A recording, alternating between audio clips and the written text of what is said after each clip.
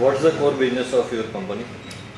Basically, core business of our company is manufacturing of denim, and in denim we have lot of other varieties which we make. We are into bottom weights and non-denim processing, and into garmenting also.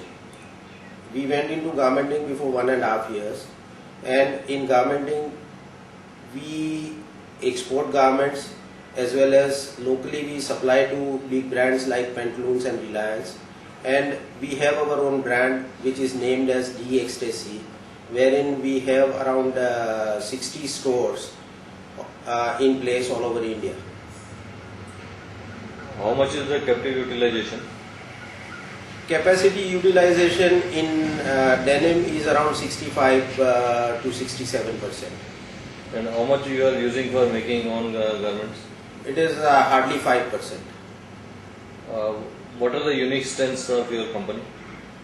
Basically, if we talk about unique strengths of the company, if you compare any denim plant all over the world, probably we will be the lowest cost producer as far as denim goes. Basically, we are very low debt company, and because of that, very low interest cost. As far as power cost goes, you are aware that in India the power cost is highest amongst the other peers of textile industry in the world. It is around 5 rupee 50 paisa per unit.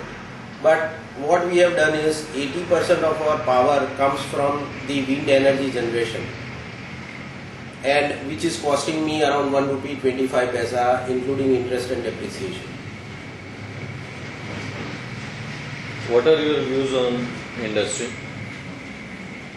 What I feel that in current meltdown and recession, China has been hit very badly because China was totally dependent on US economy, and because US economy is in turmoil, China's textile industry is totally in doldrums, and what we have gathered from the figures that their textile industry is running at around 30 to 40% capacity, and this is the right time for Indian textile industry to penetrate in the world market, and I foresee very bright future for Indian textile industry in near future.